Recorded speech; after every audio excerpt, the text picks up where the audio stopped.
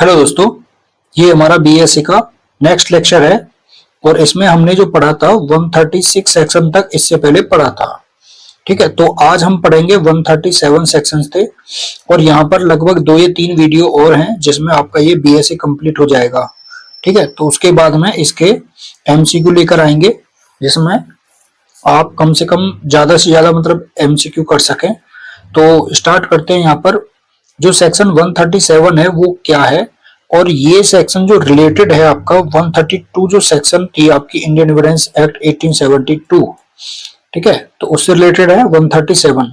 ये क्या कहती है, ये कहती है कि इस आधार पर कि उत्तर उसे अपराध में फंसाएगा, साक्षी को उत्तर देने से वो क्षम्य नहीं होगा, एक्सक्यूजेबल नहीं होगा, यानी वो माफी जो है उसको नहीं दी जाएगी अगर वो उत्तर नहीं देता है तो। ठीक है, अब यहां पर ये सेक्शन क्या कहती है कि कोई गवाह है, ठीक है ना, कोई विटनेस है और कोई मामला है, चाहे वो मामला चाहे सूट फाइल किया गया हो, कोई केस है, और या फिर कोई भी सिविल प्रोसीडिंग है या कोई क्रिमिनल प्रोसीडिंग है, और उसमें फैक्ट इन इश्यू से रिलेटेड, ठीक है ना, विवादक विषय से रिलेटेड मतलब रिलीवेंट, तो विवादक विषय यानी फैक्ट इन इश्यू से जो रिलीवेंट कोई सब्जेक्ट है उसके बारे में उससे कोई प्रश्न किया जाता है।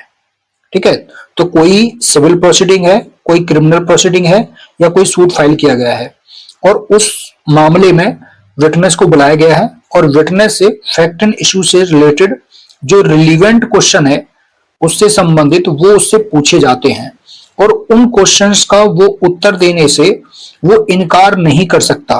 किस आधार पर इनकार नहीं कर सकता? वो इस आधार पर इनकार नहीं कर सकता कि ऐसे प्रश्न का उत्तर उस विटनेस को उस अपराध में फंसा सकता है ना, या उस क्वेश्चन की जो टेंडेंसी है, प्रवृत्ति है, वो डायरेक्टली या इनडायरेक्टली उसको अपराध में फंसाने की हो सकती है। ठीक है ना, या फिर वह जो विटनेस है उसको किसी भी प्रकार की शास्ति बोलते हैं, कोई भी पेनल्टी वगैरह, ठीक है ना, या जब्ती यानी उसकी जो संपत्ति है वो कुर्क की जा सकती है, उससे कोई सामान कुर्क किया जा सकता है या उसको कोई पेनल्टी दी जा सकती है, उसके लिए यहाँ पर उसको अनावृत नहीं करेगी। अनावृत करने का मतलब ये है उसको एक्सपोज, ठीक है ना, उसको एक्सपोज करेगी, मतलब इस आधार पर वो क्या एक्सक्यूजेबल नहीं होगा, क्षम्य नहीं होगा, या उसकी टेंडेंसी क्वेश्चन की डायरेक्टली या इनडायरेक्टली उसको एक्सपोज करने की होगी। इस आधार पर मतलब इस आधार पर कि ऐसे प्रश्न का उत्तर, ठीक है ना, उसको एक्सपोज करेगा या एक्सपोज कर सकता है वो डायरेक्टली इनडायरेक्टली, इसका वो ग्राउंड नहीं ले सकता है। ठीक है ना, तो यहाँ पर ये कह रहा है कि होता क्या है कि जो कभी कभी विटनेस जो होते हैं केस से रिलेटेड वो बहुत महत्वपूर्ण होते हैं और उनकी गवाही उस मामले में बहुत महत्वपूर्ण हो जाती है, और वहां पर वो चूंकि घटना से संबंधित है, फैक्ट इन इश्यू का मतलब क्या है, विवादक विषय का मतलब क्या है कि जो घटना है उस घटना से संबंधित की ये घटना जो है घटी है, किसी ने किसी का मर्डर किया है और उसको किसी ने देखा है, तो इस आधार पर कि वो अगर कोई विटनेस है, डब्ल्यू विटनेस है और ए ने बी का मर्डर किया है और ए को इसने देखा है, तो ये तो फैक्ट इन इश्यू से रिलेटेड जो है आपका क्वेश्चन हो जाएगा वहां कि आप वहां कहाँ थे, कि आपने किस तरीके से देखा उसको, कितनी दूर थे, है ना, और इसको भागते हुए देखा, इसके हाथ में चाकू था या नहीं था। तो इस तरीके से जो फैक्ट एंड इश्यूज से रिलेटेड जो क्वेश्चन होते हैं, अब इनका आंसर महत्वपूर्ण है इस घटना के लिए और यहाँ पर जो है जस्टिस के लिए। ठीक है, और यहाँ पर ये इसका ग्राउंड नहीं ले सकता कि क्वेश्चन उसको फंसा सकता है, अपराध में फंसा सकता है, या ऐसे क्वेश्चन की टेंडेंसी उसको अपराध में फंसाने की है, या उसको कुछ दंड मिल सकता है, या उसकी प्रॉपर्टी जब्त हो सकती है, इस तरीके का वो ग्राउंड नहीं ले सकता। ठीक है ना, इससे तो वो एक्सपोज हो जाएगा, तो इस तरह का ग्राउंड वो नहीं ले सकता। हाँ, ये जरूर है यहाँ पर कि जो क्वेश्चन का आंसर है ना, वो ऐसा कोई भी उत्तर जिसे देने के लिए कोई साक्ष्य विवश किया जाएगा, वो उत्तर उसे देने से ना तो उसको गिरफ्तार किया जा सकता है और ना ही उसको किसी भी प्रोसिक्यूशन के अधीन जो है उसको रखा जाएगा। ठीक है ना, और ना ही ऐसे उत्तर द्वारा मिथ्या साक्ष्य देने के अभियोजन के सिवाय, बस इतना कि अगर वो उत्तर गलत देता है, झूठ देता है, ठीक है ना, फॉल्स स्टेटमेंट देता है, तो वहां पर उसको दंडित किया जाएगा। उसके लिए अलग से जो है सूट फाइल किया जाएगा, प्रोसिक्यूशन जो है मतलब प्रोसीडिंग उसके खिलाफ में की जाएगी मिथ्या साक्ष्य के लिए। बाकी उसके विरुद्ध जो है कोई भी क्रिमिनल प्रोसीडिंग जो है वो नहीं की जाएगी। ठीक है, तो ये सिंपल सेक्शन है, विटनेस के प्रोटेक्शन के लिए भी है, और विटनेस जो है किसी भी सिविल या क्रिमिनल प्रोसीडिंग्स में जो गवाही होती है गवाह की, उसके संबंध में है। न्याय की जो है पहुंच तक के लिए है कि न्याय तक कैसे पहुंचा जाए, उसके लिए गवाह की जो गवाही है वो बहुत महत्वपूर्ण हो जाती है। अब उसके बाद में यहाँ पर जो नेक्स्ट आपका सेक्शन है वो है सेक्शन 138। सेक्शन 138 आपका मेंस के पर्पज से भी बहुत इंपॉर्टेंट है, और ये रिलेटेड है आपका 133 सेक्शन से। पिछली जो सेक्शन 133 थी पिछले एक्ट में और सेक्शन 138 में, यहाँ पर थोड़ा सा चेंज हुआ है।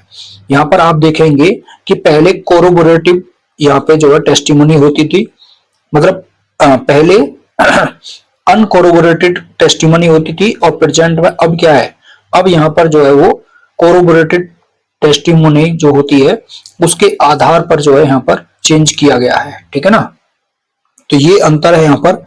अब मतलब क्या किया गया है, इसको सिंपल वे में अगर कहें कि जो सह अपराधी होता है, जो एकम्प्लिश होता है, उसकी गवाही जो है अब बिना किसी भी संपुष्टि कारक के ही जो है वो नहीं की जाएगी, मतलब जो है उसकी संपुष्टि यहाँ पर जो है वो की जाएगी। ठीक है ना, सह अपराधी किसी अभियुक्त व्यक्ति के विरुद्ध सक्षम साक्षी होगा और कोई दोष सिद्धि इसलिए अवैध नहीं है यदि वह किसी सह अपराधी के संपुष्ट परिसाक्ष्य के आधार पर की गई है। अगर संपुष्ट साक्ष्य के आधार पर की गई है तो वो अवैध नहीं है।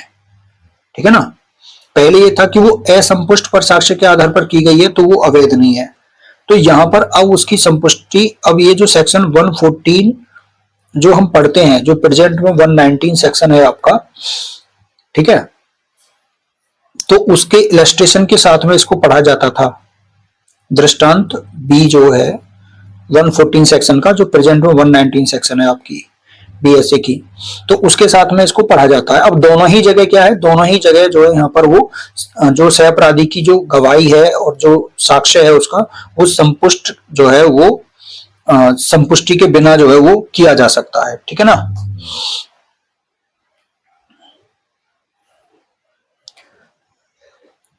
मतलब अब यहाँ पर ये है कि उसकी जो गवाही है वो संपुष्ट जो है करके की जाएगी, ऐसा नहीं है कि वो बिना संपुष्टि के की जाएगी। सेक्शन क्या कहती है, सेक्शन ये कहती है कि जो एकम्प्लिश होता है, सह अपराधी होता है, वो किसी अभियुक्त व्यक्ति के विरुद्ध सक्षम साक्षी होगा और कोई दोष सिद्धि इसलिए अवैध नहीं है ना। यहाँ पर ये देखिए, कोई दोष सिद्धि अवैध नहीं है। अवैध नहीं का मतलब कोई दोष सिद्धि वैध है ना, कोई दोष सिद्धि वैध है यदि वह किसी सह अपराधी के संपुष्ट परिसाक्ष्य के आधार पर की गई है। यानी conviction is not illegal if it proceeds upon the corroborated testimony of an accomplice।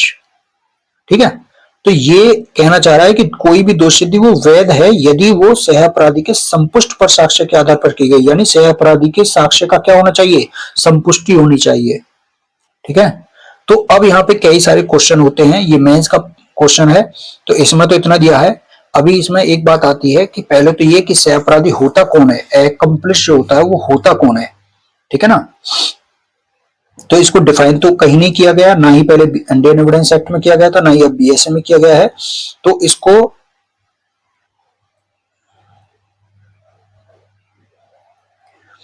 इसको house of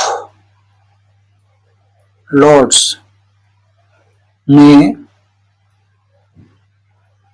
David versus DPP, ठीक है ना,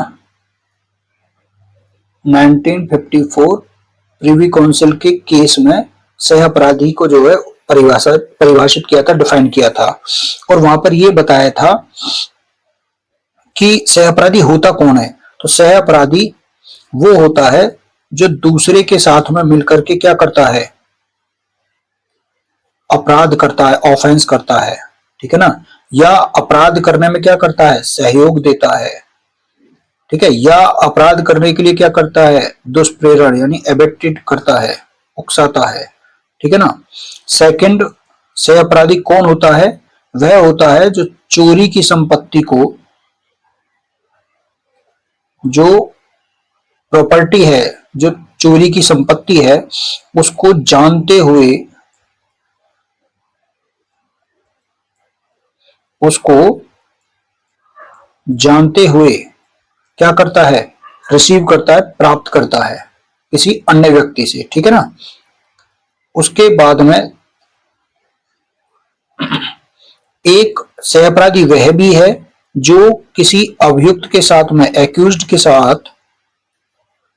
जो किसी एक्यूज्ड के साथ में पूर्व में जो अपराध हुआ उसमें क्या रहा? उसमें सहयोगी हो रहा, ठीक है ना। उसमें उसका वो सहयोगी रहा है।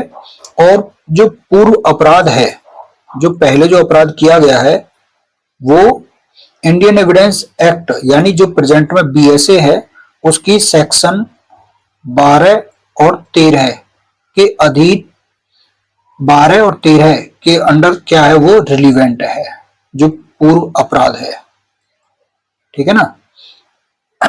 यहां पर तो ये तीन जो फैक्ट है यहां पर, इनके अनुसार यहां पर जो है सहअपराधी जो है उनको माना गया है डेविड वर्सेस डीपीपी के केस में। अब इसी डेफिनेशन को सुप्रीम कोर्ट ने आर के डालमिया वर्सेस दिल्ली प्रशासन, ठीक है ना, 1962 सुप्रीम कोर्ट, इस केस में इस डेफिनेशन को एक्सेप्ट किया था, स्वीकार किया था सुप्रीम कोर्ट ने, और कहा कि जो सहअपराधी होता है, एकम्प्लिश होता है, वो केवल वो नहीं है जिसके साथ में मिलकर के अपराध किया जाए, ठीक है ना, या फिर बल्कि अपराध में सहयोग देने वाला, या किसी वस्तु को छिपाने का या अपराधी को छिपाने का कार्य जिसने किया है, वो भी एकम्प्लिश होता है, ठीक है ना। तो ये है आपकी सहअपराधी की डेफिनेशन। उसके बाद में कुछ और जजमेंट थे, जैसे भोगनी भाई वर्सेस गुजरात राज्य 1983 सुप्रीम कोर्ट।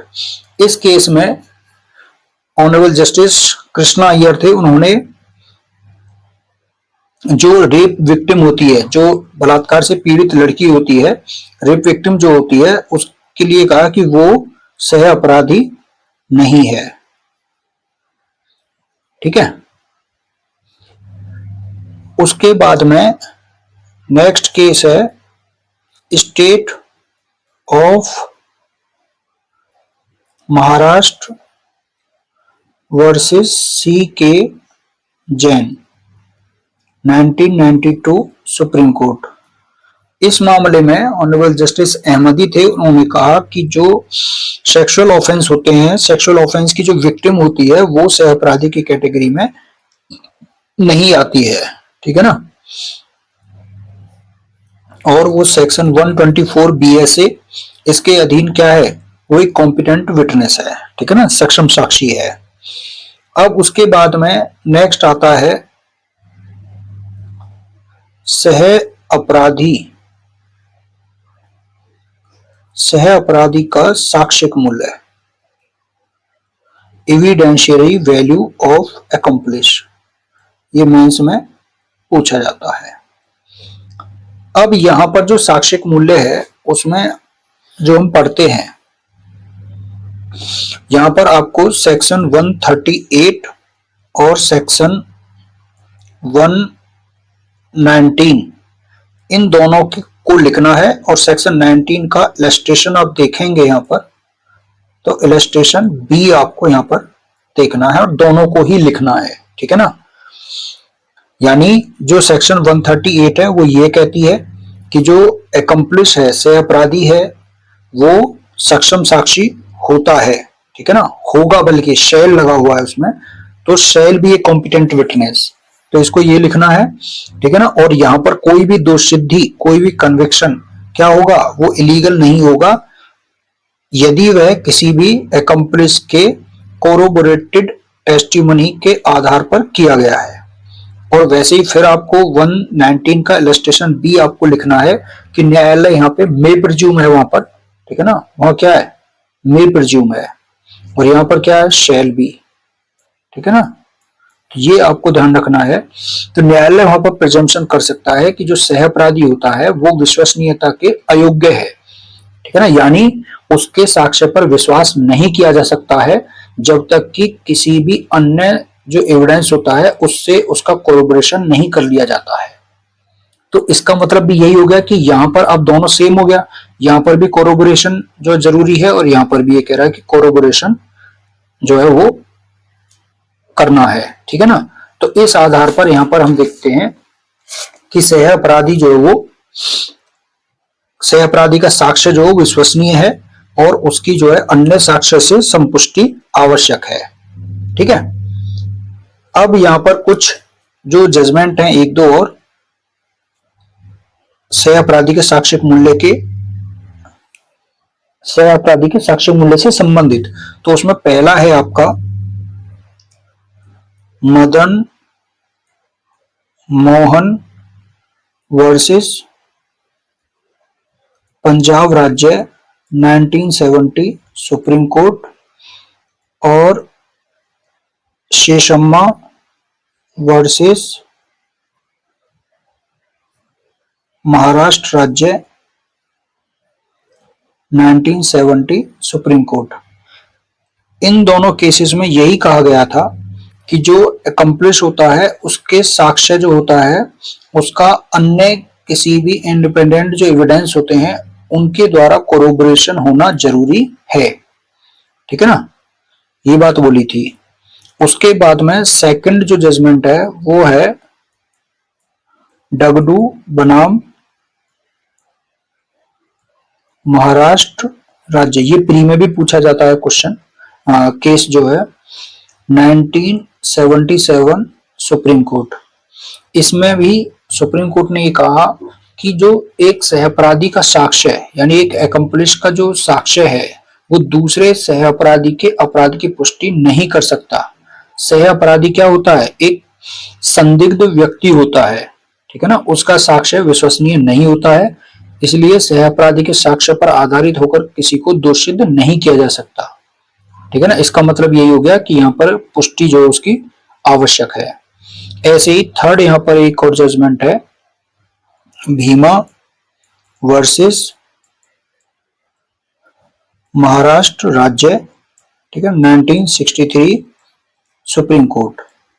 इस जजमेंट में भी सुप्रीम कोर्ट ने कहा कि सह अपराधी की अकेले उसकी गवाही पर दोषसिद्धि जो वो संभव है, लेकिन फिर भी जो है जुडिशियल जो डिस्क्रेशन पावर का यूज कर करके जुडिशियल विवेक के आधार पर सामान्यतः ऐसी जो गवाही होती है, ऐसा जो साक्ष्य होता है उसका स्वतंत्र रूप से कोरोबोरेशन वहां पर जरूरी है। और जो कोरोबोरेशन किया जाएगा वो ऐसा हो कि जो अभियुक्त जो होता है, एक्यूज्ड जो होता है, उसको अपराध से जोड़ता हो, ठीक है ना।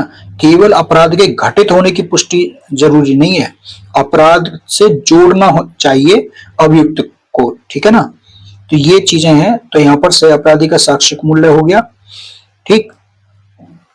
अब उसके बाद में नेक्स्ट यहाँ पर जो सेक्शन है वो है आपकी 139 जो इस चैप्टर की लास्ट है, और ये रिलेटेड है आपकी 134 सेक्शन इंडियन एविडेंस एक्ट की, ठीक है। यहाँ साक्ष्यों की संख्या के आधार पर बात की गई है कि कोई मामला है और उस मामले में किसी भी फैक्ट को साबित करने के लिए कितने साक्षी चाहिए। तो यहाँ पर ये कह रही है सेक्शन कि साक्षी की कोई विशिष्ट संख्या यहाँ पर आवश्यक नहीं है, ठीक है ना। यानी इसका मतलब क्या हो गया, इसका मतलब ये हो गया कि किसी भी अकेले साक्षी के आधार पर, ठीक है ना, अकेले साक्षी के आधार पर यहाँ पर दोषसिद्धि की जा सकती है, कन्विक्शन क्या होगा, वैलिड होगा। इसका मतलब ये हो गया कि जो इसमें सिद्धांत है यहाँ पर, इसका डॉक्ट्रिन है कि साक्ष्य जो होता है उसको तोला जाता है, यानी उसके साक्ष्य में कितना वजन है वो देखा जाता है, गिना नहीं जाता है, काउंट नहीं किया जाता, ठीक है ना। गिना नहीं जाता। ठीक, अब इससे रिलेटेड यहां पर एक जजमेंट है, एक है बहुला भूषण वर्सेस तमिलनाडु राज्य 1989 सुप्रीम कोर्ट। यहां पर यही कहा कि अकेले साक्षी के आधार पर कन्विक्शन क्या होगा, वैध होगा। ठीक है ना, दोषसिद्धि क्या होगी, वैध होगी। ऐसे ही एक और जजमेंट है, ये जजमेंट लेटेस्ट है, लोकमल उर्फ लोकू वर्सेस उत्तर प्रदेश राज्य 2025 सुप्रीम कोर्ट। ठीक है, इसमें ये कहा था कि जो पीड़िता होती है, विक्टिम जो होती है, सेक्सुअल ऑफेंस से जो रिलेटेड होते हैं, पीड़ित होते हैं, वो जो विक्टिम होती है उसको बोलते हैं प्रोसिक्यूट्रिक्स। ठीक है ना, अभियुक्त्री। तो जो प्रोसिक्यूट्रिक्स होती है उसका साक्ष्य जो है वो विश्वास व्यक्त करता है, तब तात्विक विशिष्टियों यानी जो मेटेरियल फैक्ट्स हैं, ठीक है ना, मेटेरियल पर्टिकुलर्स हैं, उसमें उसके स्टेटमेंट की कोरोबोरेशन किए बिना भी उस पर भरोसा करते हुए, विश्वास करते हुए एक्यूज्ड को दोषित किया जा सकता है। यानी जो रेप विक्टिम होती है उसके कथनों पर विश्वास करके, ठीक है ना, और किसी अन्य साक्ष्य से संपुष्ट किए बिना, कोरोबोरेट किए बिना भी उस पर विश्वास करते हुए एक्यूज्ड को दोषित किया जा सकता है। तो ये भी इसमें बात कही गई थी। तो ये पूरा आपका 134 सेक्शन तक हो गया, यानी जो 139 सेक्शन है आपकी बीएसए। ठीक है, तो अब जो आपका नेक्स्ट है, जो चैप्टर है वो नेक्स्ट है आपका 10th चैप्टर। ठीक है, 10th चैप्टर ये आपका 140 से लेकर के 168 सेक्शन तक है, जो कि आपका इंडियन एविडेंस एक्ट 1872 में भी ये चैप्टर नंबर 10 ही था, और 135 से लेकर के 166 सेक्शन तक था। ठीक है, अब यहां से जो याद करके देखोगे, जो आपको अगर पहले वाला याद है तो वहां पर आप देखोगे तो 140 से लेकर के 145 सेक्शन तक, ठीक है ना, वहां पे -5 आप करके देखेंगे, यानी 135 से था तो यहाँ पे +5 आप करके देखेंगे तो 140 ये सेक्शन आएगा। तो 135 से लेकर के 140 तक आपको +5 ही रखना है उसमें। फिर क्योंकि चूंकि 141 जो उसमें सेक्शन थी, 141, 142 और 143, ये तीनों सेक्शन एक ही सेक्शन में है। ठीक है ना, 146 में। ठीक है, तो इसलिए यहां से 3 जो है कम हो जाते हैं, और फिर मतलब 2 कम हो जाएंगे, ये दोनों सेक्शन एक ही में आ जाएंगे तो 2 कम हो जाएंगे। फिर यहां जो इंडियन एविडेंस एक्ट का 147 है, ठीक है ना, तो यहां से +3 जो है वो हो जाएंगे। ठीक है ना, 165 तक क्या हो जाएगा, फिर +3 आपका यहां पर हो जाएगा। तो इस तरीके से आप इनको याद रख लेना, क्योंकि फिर तो ये सेक्शन से रिलेटेड जो चैप्टर लगभग कंप्लीट हो जाता है। फिर लास्ट में तो आपका रिपील वाला प्रोविजन और एक प्रोविजन और रहता है सेक्शन से रिलेटेड, क्योंकि 166 जो थी वो तो रिपील हो गई है ना। अब उसके बाद में यहां पर चलते हैं, ये क्या कहता है, यहां पर जो चैप्टर है आपका वो बात करता है साक्ष्यों की परीक्षा के विषय में। जो एग्जामिनेशन होता है विटनेस का, उसके संबंध में बात करता है कि कब जो कोर्ट में जो गवाही होती है उनसे किस तरीके की यहाँ पर बहस होती है, किस तरीके के क्वेश्चन पूछे जाते हैं, किस तरीके के क्वेश्चन उनसे नहीं पूछे जाते हैं, कौन से गवाह पहले आते हैं, मतलब किनको पहले बुलाया जाएगा, परीक्षा कौन सी पहले होगी, कौन सी बाद में होगी, कौन कौन सी परीक्षाएं होती हैं। ठीक है ना, तो इन सब के बारे में यहाँ पर बताया गया है। तो पहला जो इसमें सेक्शन है वो बात करता है आपका साक्ष्यों को प्रस्तुत करने और उनकी परीक्षा का क्रम, order of production and examination of witnesses. यानी साक्षी जो है उनको किस तरीके से जो है कोर्ट में पेश किया जाएगा, और उनकी जो एग्जामिनेशन होगी वो किस तरीके से होगी, उसका सीक्वेंस क्या होगा, ऑर्डर क्या होगा उसका, तो यहाँ पर ये सेक्शन कहती है कि साक्ष्यों को पेश करने के लिए और उनकी जो परीक्षा का क्रम है वो कैसे होगा, वो इसमें बताया गया है कि वो सिविल और क्रिमिनल प्रोसीडिंग्स से संबंधित जो विधि है और पद्धति है, ठीक है ना, लॉ एंड प्रैक्टिस के द्वारा जो उसमें बताया गया है, सिविल प्रोसीजर कोड और क्रिमिनल प्रोसीजर कोड, उसमें जो बताया गया है उसके अनुसार होगा। और अगर ऐसी जहां पर ऐसी कोई विधि नहीं है जो ये बताती हो कि उन साक्ष्य किस तरीके से पेश किए जाएंगे, उनकी परीक्षा किस तरीके से किस क्रम में की जाएगी, तो वहां पर छोड़ दिया है कोर्ट के डिस्क्रिशनरी पावर पर, ठीक है ना, वहां कोर्ट के डिस्क्रिप्शन पर वहां पर छोड़ दिया गया है। तो वहां जो कोर्ट का डिस्क्रिप्शन रहेगा उसके अनुसार वो क्या होगा, रेगुलेट होगा, विनियमित होगा, ठीक है ना। तो इस तरीके से साक्ष्यों की, अब क्वेश्चन डायरेक्ट आ जाए तो कैसे होगा, सिविल और क्रिमिनल प्रोसीडिंग में जो क्रिमिनल और सिविल प्रोसीजर में जो बताया गया है उसके अकॉर्डिंग होगा, ठीक है। अब उसके बाद में नेक्स्ट आता है कि अगर कोई गवाह जो है वो साक्ष्य देता है, ठीक है ना, या कोई पार्टीज भी अगर वो साक्ष्य देती है तो कोर्ट का यहाँ वो बताया गया है कि वहां कोर्ट डिसाइड करेगा कि उस साक्ष्य को ग्रहण किया जाए, एक्सेप्ट एडमिट किया जाए, मतलब उसको, है ना, या नहीं किया जाए। तो ये कोर्ट का यहाँ पर डिसीजन है, एक तरह से कोर्ट की यहाँ पर पावर भी है ये, ठीक है ना। क्या पावर है, तो 141 जो कि आपका एविडेंस एक्ट की सेक्शन 136 से रिलेटेड है। अब यहां पर आप देखेंगे कि जब दो पार्टी रहती हैं और दोनों पार्टियों में से कोई भी पार्टी किसी फैक्ट का एविडेंस देने की यहां पर प्रस्तावना यानी प्रपोज करता है, यानी कोई भी एविडेंस देना चाहता है कोई भी पार्टी, ठीक है ना। अब जब मतलब अब क्या करता है कि जो जज है वो क्या करेंगे, तब जज साक्ष्य देने की जो प्रपोज कर रहा है, प्रस्तावना करने वाला जो पार्टी है उससे पूछेगा कि आप जिस फैक्ट के बारे में एविडेंस देना चाहते हो, यदि वो साबित हो भी गया तो वो क्या रिलीवेंट किस तरीके से होगा वो, ठीक है ना।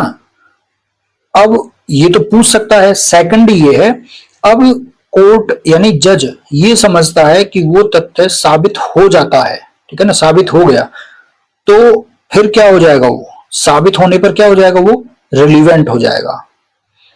तो वह साबित होने पर जब रिलीवेंट होगा तब वो उस साक्ष्य को क्या करेगा, ग्रहण करेगा। और अगर साबित होने पर वो रिलीवेंट नहीं हुआ तो वो उसको साक्ष्य को ग्रहण नहीं करेगा, ठीक है। यानी साक्ष्य को रिलीवेंट होना जरूरी है और कोर्ट यहां पर जो है उसको जब रिलीवेंट हो जाता है साबित होने पर तभी उसको ग्रहण करेगा, अन्यथा उसको नहीं करेगा अदरवाइज, ठीक है। सेकंड ये कह रहा है कि यदि वो फैक्ट जिसका साबित करना प्रस्तावित है, प्रपोज्ड है, वो ऐसा है जिसका एविडेंस किसी अन्य फैक्ट के साबित होने पर ही ग्रहण हो सकता है, एडमिट हो सकता है, ठीक। तो उस अन्य तथ्य यानी ऐसा अंतिम वर्णित तथ्य, यानी जो अंतिम तथ्य है वो पहले वर्णित तथ्य, यानी जो पहला वर्णित मतलब जो पहले मेंशन किया गया है फैक्ट, उसका साक्ष्य दिए जाने से पहले साबित करना होगा। जब तक कि पक्षकार ऐसे तथ्य को साबित करने का वचन न दे दे और न्यायालय ऐसे वचन से संतुष्ट ना हो जाए। तो इसका मतलब क्या कहना चाह रहा है कोर्ट, ये मतलब ये जो क्लॉज है वो ये कहना चाहता है कि कोई फैक्ट है जिसको किसी पक्षकार के द्वारा, पार्टी के द्वारा कोर्ट में क्या करना है, प्रूव करना चाहता है वो। अब जिस फैक्ट को वो जिस एविडेंस के द्वारा प्रूव करना चाहता है वो एविडेंस किसी अन्य फैक्ट के साबित होने पर ही वो ग्राह्य होगा। तो अब उस अन्य फैक्ट को पहले साबित करना है। जैसे यहां पर आप डाइंग डिक्लेरेशन का एक इलस्ट्रेशन होता है कि यदि इसको क्या करना है, इसको ये साबित करना है कि ये मृत्युकालिक कथन है, ठीक है ना, बी ने कोई मृत्युकालिक कथन किया था, ये साबित करना है। तो पहले अब इसको क्या करना पड़ेगा, पहले बी की मृत्यु साबित करनी होगी यहां पर, ठीक है ना। तो ये चीज है। थर्ड ये कह रहा है कि यदि एक अभिकथित तथ्य ठीक है ना। यानी एक एलिज्ड फैक्ट जो होता है उसकी रिलीवेंसी अन्य एलिज्ड फैक्ट के प्रथम साबित होने पर निर्भर हो। यानी एक फैक्ट की रिलीवेंसी अन्य फैक्ट के साबित हो जाने पर ही निर्भर होती है, डिपेंड होती है। तो जज अपने डिस्क्रिप्शन के अनुसार या तो दूसरे फैक्ट के साबित होने से पहले क्या करेगा, पहले वाले फैक्ट का एविडेंस दिया जाना वहां पर परमिट कर सकता है, अनुज्ञात कर सकता है, या फिर पहले फैक्ट का साबित दिए जाने से पहले वो द्वितीय फैक्ट का साक्ष्य दिए जाने की यहाँ पर अपेक्षा कर सकता है, उससे एक्सपेक्ट कर सकता है। इसको इलस्ट्रेशन से आप तीनों को क्लॉज को समझ सकते हैं। जैसे यहाँ पर बताया है कि यह प्रस्तावना की गई है कि किसी व्यक्ति के जिसका मृत होना अभिकथित है उससे रिलेवेंट फैक्ट के बारे में जो स्टेटमेंट है उसको सेक्शन 26 जो सेक्शन 32 था आपका एविडेंस में मृत्युकालिक कथन के बारे में, वहां पर रिलेवेंट है, वो साबित किया जाए। ठीक है ना। तो कहने का मतलब यहाँ पर यही है कि उसको पहले ये साबित करना होगा कि व्यक्ति मर गया है। अगर वो मृत्युकालिक कथन को साबित करना चाह रहा है तो सेकंड क्लॉज जो होता है आपका वो उससे रिलेटेड इलस्ट्रेशन आपका पहला वाला हो गया। ठीक है। सेकंड यहाँ पर यह है कि यह प्रस्तावना की गई है, प्रपोज किया गया है कि किसी ऐसे डॉक्यूमेंट में जो कंटेंट है जिसका खो गया होना कथित है और उसकी कॉपी डॉक्यूमेंट की वो जो कॉपी है उसकी, ठीक है ना, वो कॉपी उस कॉपी के द्वारा उसको साबित किया जाए। तो ये फैक्ट कि मूल खो गया है उसकी कॉपी पेश करने की प्रस्तावना करने वाले व्यक्ति को प्रतिलिपि प्रस्तुत करने से पहले साबित करना होगा कि वो खो गई है। तो ये जो थर्ड क्लॉज था आपका उससे रिलेटेड यहां पर ये बात कही गई है। ठीक है ना। तो यहाँ पर प्राइमरी और सेकेंडरी एविडेंस की बात है कि सेकेंडरी एविडेंस की जो कंडीशन है वो उन्हीं में ही जो है पेश किया जा सकता है सेकेंडरी एविडेंस को। अब उसकी कंडीशन को पहले प्रूव करना पड़ेगा कि हाँ वो खो गई है या नहीं खोई है, या नष्ट हो गई है या दूसरे पक्षकार के कब्जे में है। ठीक है ना, इस तरीके से। तो यहां पर ये चीजें थी और इसको आप जो है यहाँ पर जो 136 जो सेक्शन था यानी प्रेजेंट में जो 141 सेक्शन है आपका, इसको आपको पढ़ना है। सेक्शन जो सेक्शन जो 3 है आपका, इसको 141 सेक्शन के साथ में कोरिलेट करके पढ़ना है। ठीक है ना। क्योंकि वहां पे ये बताया गया था कि जो फैक्ट इन इश्यू होते हैं, ठीक है ना, फैक्ट इन इश्यू से रिलेटेड और रिलीवेंट फैक्ट से रिलेटेड ही एविडेंस दिया जा सकता है। और 141 ये कहती है कि जो फैक्ट एविडेंस दिया जाएगा तो वो उसके बारे में, उसकी एडमिसिबिलिटी के बारे में कोर्ट डिसाइड करेगा कि वो किस तरीके से वहां पर एडमिसिबल होगा। ठीक है ना। तो यहां पर ये चीज बताई गई है। अब उसके बाद में क्योंकि इससे रिलेटेड दो सिद्धांत हैं जो चलते हैं, वो सिद्धांत क्या है?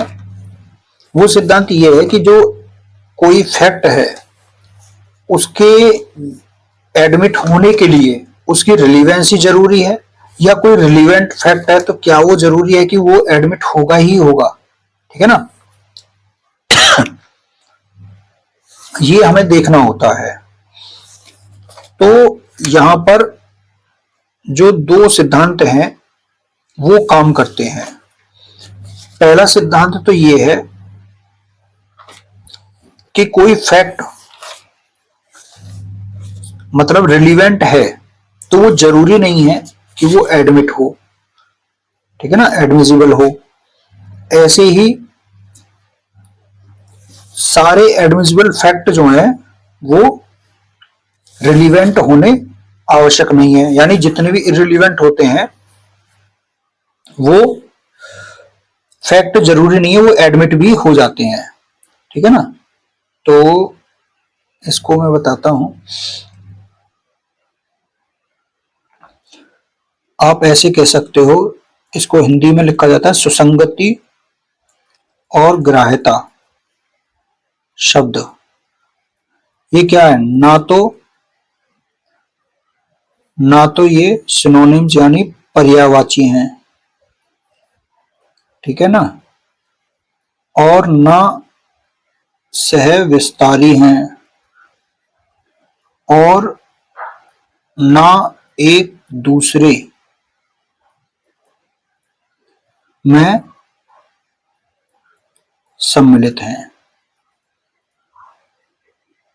ठीक है ना, ये लाइन आपको याद रखनी है। अब यहां पर जो सुसंगति और ग्राह्यता यानी जो एडमिसिबिलिटी है और रिलीवेंसी है, ये दोनों शब्द ना तो ही ये जो है क्या है सिनोनिम है एक दूसरे के, ना ही एक दूसरे का ये एक्सटेंसिव जो फॉर्म है, ठीक है ना, और ना ही ये एक दूसरे में इंक्लूडेड है। क्योंकि यहां पर आप देखेंगे जो दो थ्योरी काम करती हैं, पहला तो ये है कि जो तथ्य सुसंगत हैं वो आवश्यक नहीं कि वे क्या हों, एडमिसिबल हों, ग्राह्य हों। ठीक है ना, तो यहां पर आप देखेंगे कि कुछ जो फैक्ट हैं, जैसे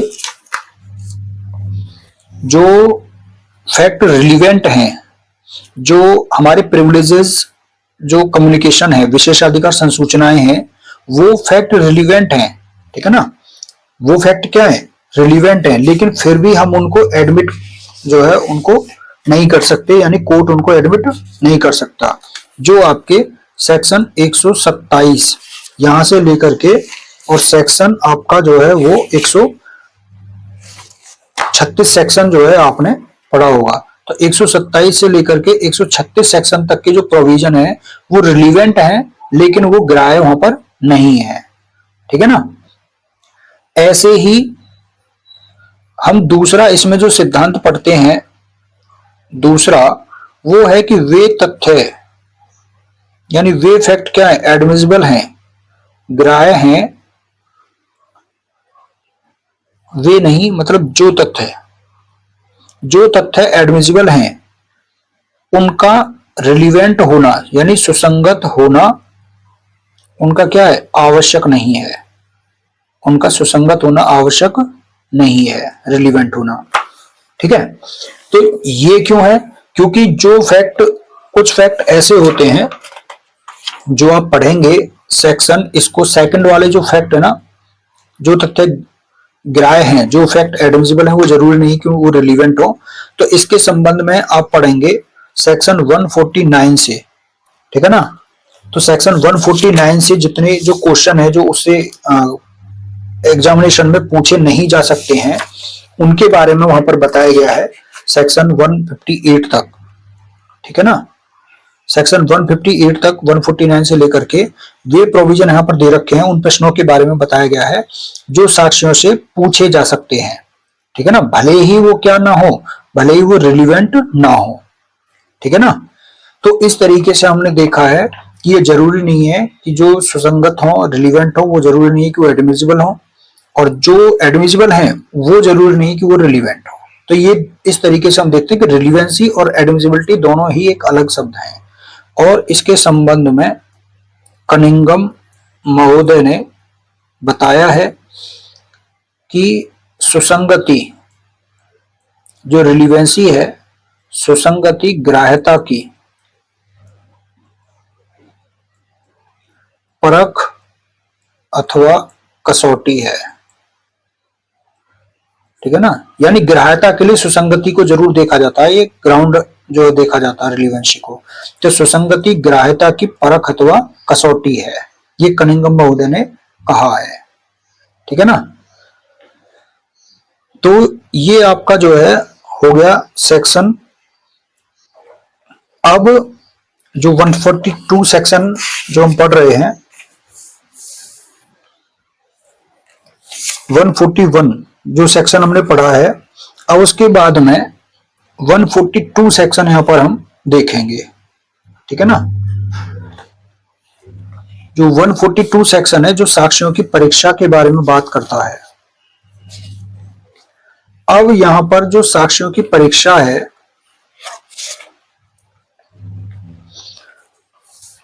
ये आपका है 137 सेक्शन। ठीक है, इंडियन एविडेंस एक्ट से रिलेटेड। अब साक्षियों की जो परीक्षा है, एग्जामिनेशन ऑफ विटनेस है, उसके बारे में यहाँ पर बात बताई गई है। ठीक है, यहां पर आप देखेंगे तीन तरह की यहाँ पर डेफिनेशन दे रखी हैं। एक मुख्य परीक्षा यानी मेन एग्जामिनेशन, दूसरा यहाँ पर आप देखेंगे ये है क्रॉस एग्जामिनेशन, और थर्ड आप देखेंगे यहाँ पर दे रखी है री एग्जामिनेशन। तो तीन डेफिनेशन यहाँ पर दे रखी हैं। किस सेक्शन में? सेक्शन 142 में। ठीक है, तो तीन तरह की एग्जामिनेशन होती है विटनेस की। पहला, किसी साक्षी की यानी किसी विटनेस की उस पार्टी के द्वारा एग्जामिनेशन जो उसको बुलाता है विटनेस को, और वही जब इसकी परीक्षा करता है, एग्जामिनेशन लेता है, तो वो क्या कहलाएगी? Main examination. ठीक है, तो जब भी कोई प्रोसीडिंग होती है, उस प्रोसीडिंग में जब बहस वगैरह होती है और साक्षियों की परीक्षा होती है, तो वहां पर साक्षी को पहले जो पक्षकार उसको बुलाता है अपने विटनेस को, और वो उसकी क्या करता है? एग्जामिनेशन करता है, तो वो उसकी मेन एग्जामिनेशन हो गई। फिर अगर अपोजिट पार्टी करती है उसकी एग्जामिनेशन, यानी किसी विटनेस की उसके जो एडवर्स पार्टी है, प्रतिपक्षी, उसके द्वारा अगर उसकी एग्जामिनेशन की जाती है, तो वो क्या कहलाएगी? उसकी क्रॉस एग्जामिनेशन कहलाएगी। ठीक है, अब ये जो मेन एग्जामिनेशन है, इसी का यहां पर आ जाता है कि किसी विटनेस की जो एडवर्स पार्टी है, प्रति परीक्षा मतलब जो हो जाती है, उसकी क्रॉस एग्जामिनेशन जब हो जाती है, उसके बाद तो एक तो यह कि जो री एग्जामिनेशन है वो किसके बाद में है? क्रॉस एग्जामिनेशन के बाद में। और होती क्या है?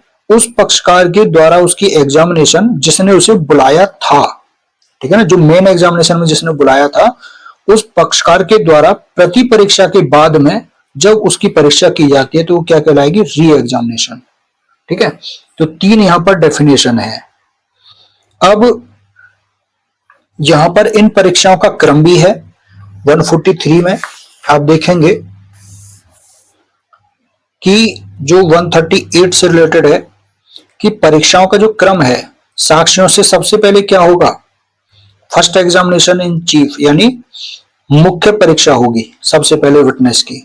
फिर उसके बाद में जो एडवर्स पार्टी होती है, अगर वो चाहे तो फिर क्या करेगी? वो क्रॉस एग्जामिनेशन करेगी। फिर उसके बाद में जो री एग्जामिनेशन होती है, जो बुलाने वाला पक्षकार होता है वो करता है। तो आफ्टर दैट क्या होगा? यहाँ पर यदि उसे बुलाने वाला पक्षकार चाहता है तो उसकी री एग्जामिनेशन करेगा। तो क्रम क्या हो गया?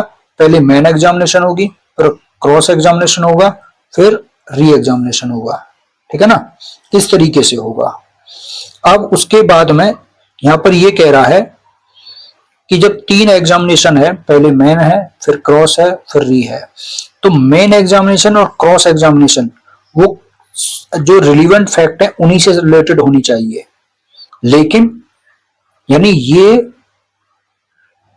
मेन एग्जामिनेशन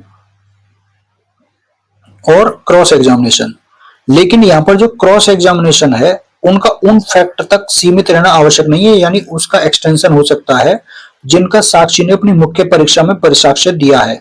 यानी अगर जो साक्ष्य जो मेन एग्जामिनेशन पे पहले बुलाए गए थे यहाँ पर, ठीक है ना, और यहाँ उन्होंने गवाही अपनी दी क्योंकि बुलाने वाले पक्षकार ने यहाँ पर एग्जामिनेशन की थी।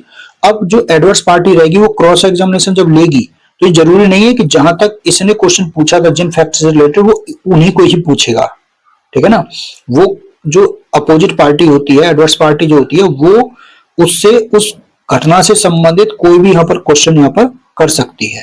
ठीक है ना, तो ये कहा गया है यहाँ पर कि ऐसा जरूरी नहीं है कि जो मेन एग्जामिनेशन में उससे पूछे गए थे साक्षी से, उसकी जो गवाही ली गई थी, वो उसी से रिलेटेड ही क्वेश्चन पूछे। ठीक, उसके बाद में जो री एग्जामिनेशन है वो किस लिए होती है, यहाँ पर ये बात बताई गई है कि जो री एग्जामिनेशन है, क्योंकि क्रॉस एग्जामिनेशन के बाद जो री एग्जामिनेशन होती है, तो ये कह रहा है कि जो री एग्जामिनेशन है वो उन बातों का स्पष्टीकरण करती है, एक्सप्लेन करती है, एक्सप्लेनेशन है ऑफ द मैटर जो refer to in cross examination. तो ये री एग्जामिनेशन उन बातों का स्पष्टीकरण करने के प्रति निर्देशित होगी जो प्रति परीक्षा में निर्दिष्ट हुए थे। ठीक है ना, तो उन बातों को स्पष्ट करेगी जो क्रॉस एग्जामिनेशन में जो पूछे गए थे उससे। और यदि री एग्जामिनेशन में कोर्ट की परमिशन से कोई नई बात अगर एंटर उसमें की गई है, ठीक है ना, न्यू मैटर जो है अगर कोर्ट की परमिशन से उसमें एंट्री की गई है उसकी, तो फिर एडवर्स पार्टी उस बात के बारे में भी क्या करेगी, उसकी एडिशनल क्रॉस एग्जामिनेशन करेगी, ठीक है ना। तो उस नई बात के बारे में भी फिर उससे पूछा जाएगा, जो एडवर्स पार्टी रहेगी उससे नई बात के बारे में भी पूछेगी। तो सिंपल है, यहां पर बस इतना बताया कि री एग्जामिनेशन एक्सप्लेन करती है उन बातों को जो क्रॉस एग्जामिनेशन में उससे पूछे गए थे वहां पर। तो ये इस तरीके से यहां पर आप देखेंगे कि मेन एग्जामिनेशन, क्रॉस एग्जामिनेशन और री एग्जामिनेशन, ठीक है, ये यहां पर है। अब उसके बाद में यहां पर परीक्षाओं के क्रम के बाद में जो नेक्स्ट है, उससे पहले यहां पर मेन एग्जामिनेशन तो पढ़ ली। तो मेन एग्जामिनेशन का पर्पज क्या होता है, उद्देश्य क्या होता है। मेन एग्जामिनेशन का जो उद्देश्य होता है यहां पर,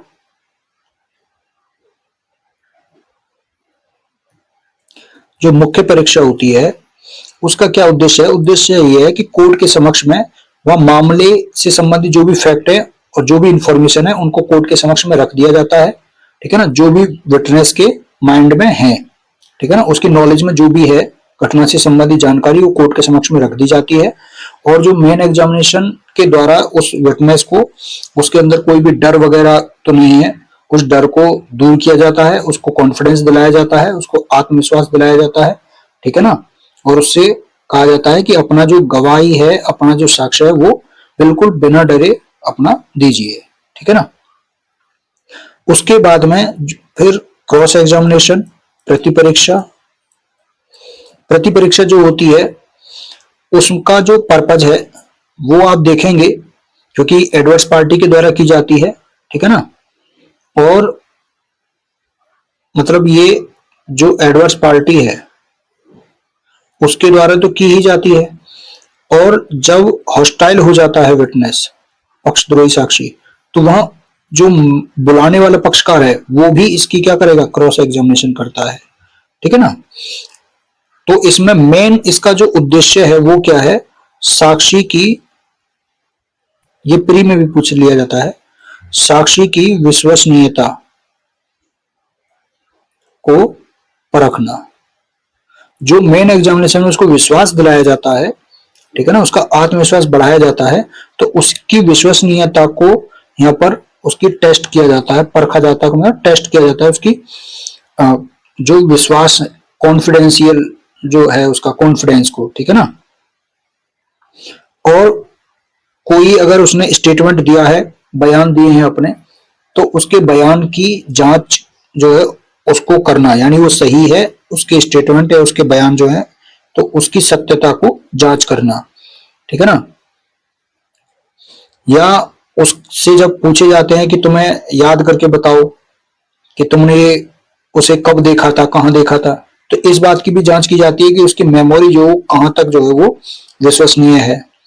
इस बात की जांच करना कि साक्षी जो है वो क्या है, वो बाइलेटरल है या नहीं है, ठीक है ना। फिर दूसरा ये होता है क्रॉस एग्जामिनेशन में कि जो दूसरा वाला पार्टी रहता है, उस विरोधी पक्षकार जो होता है उसके मामले को कमजोर करना या समाप्त करना। और नेक्स्ट है कि जो भी छिपाए हुए फैक्ट है उनको रिवील करना, ठीक है ना, एक्सपोज करना, उनको बाहर लाना।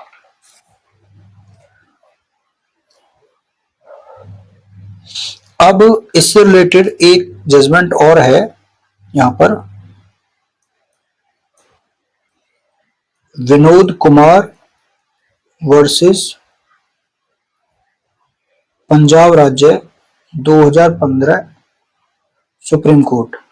इस केस में ये कहा गया था कि ये अनिवार्य है, ये जरूरी है, आवश्यक है, मैंडेटरी है कि जिस दिन मेन एग्जामिनेशन हो, ठीक है ना, उस दिन उसकी क्रॉस एग्जामिनेशन भी पूरी होनी चाहिए, ठीक है ना। उसके बाद में थर्ड आती है आपकी पुनः परीक्षा यानी री एग्जामिनेशन। इसका पर्पज क्या होता है, इसका पर्पज ये होता है कि जो मेन एग्जामिनेशन, क्रॉस एग्जामिनेशन जो तक हुई है उनके बीच में कोई भी अगर इररिलेवेंसी रह रही है, कोई भी विसंगति अगर रह रही है तो उसको दूर करना, ठीक है ना। या फिर क्रॉस एग्जामिनेशन में कोई अगर स्टेटमेंट अगर इस तरीके से दिया गया है कि वो समझ में नहीं आता है तो उसको जो है क्लेरिफाई किया जाता है, ठीक है ना। तो मेन तो यहीं पर यही चीज होती है कि जो क्रॉस एग्जामिनेशन एविडेंस होता है वहां जो डाउट वगैरह जो भी रहता है उसको दूर कर दिया जाता है। ठीक, अब यहां से जो नेक्स्ट आपका जो चलेगा, यहां से ये खत्म हो गया क्लॉज। अब जो नेक्स्ट आपका यहां से क्लॉज चलेगा सेक्शन 144 से, ठीक है ना। 144 जो आपका बात करता है 145 से हम देखेंगे, ठीक है ना। अभी यहां से क्या है 144 सेक्शन क्या कहता है, किसी डॉक्यूमेंट को पेश करने के लिए बुलाए गए व्यक्ति की क्रॉस एग्जामिनेशन, ठीक है ना। ये आपका जो 139 से रिलेटेड था सेक्शन, यानी कोई विटनेस है और उसको किसी डॉक्यूमेंट को पेश करने के लिए समन किया गया है, ठीक है ना, और वो डॉक्यूमेंट को पेश करता है। तो अब उसको डॉक्यूमेंट को पेश करने से इस फैक्ट के कारण की वजह से पेश करता है, वहां पर वो साक्षी नहीं हो जाता। इसका मतलब ये हो गया कि जिस व्यक्ति को डॉक्यूमेंट पेश करने के लिए समन किया गया है तो वो क्या होगा, वो साक्षी नहीं होता है। क्यों नहीं होता, कब तक नहीं होता, जब तक कि उसको साक्षी के तौर पर ही समन ना किया गया हो, मतलब बुलाया ना गया हो, ठीक है ना। तो जब उसको साक्षी के तौर पर वहां पर बुलाया नहीं गया, केवल डॉक्यूमेंट को पेश करने के लिए समन किया गया है, डॉक्यूमेंट को पेश करता है, तब उसकी वहां पर क्रॉस एग्जामिनेशन नहीं की जा सकती, ठीक है ना। ये बात इसमें कही गई है। अब यहां से नेक्स्ट जो आपका है क्लॉज, ये मेंस के पॉइंट ऑफ व्यू से अलग है। एक तो ये होता है कि ऐसे कौन से क्वेश्चन है, ऐसे कौन से क्वेश्चन है जो क्रॉस एग्जामिनेशन में पूछे जा सकते हैं, ठीक है ना, और कौन से क्वेश्चन है जो क्रॉस एग्जामिनेशन में नहीं पूछे जा सकते हैं। तो एक ये मेन यहां पर क्वेश्चन है, और जो 145 से स्टार्ट होता है। तो इसको नेक्स्ट वीडियो में कवर करेंगे, ठीक है ना। और वहां पर नेक्स्ट वीडियो के बाद में एक और वीडियो आपका लगेगा, 2 वीडियो जरूर लगेंगे, तो 2 वीडियो में आपका ये कवर हो जाएगा, ठीक है। तो आज के लिए इतना ही। Thank you so much.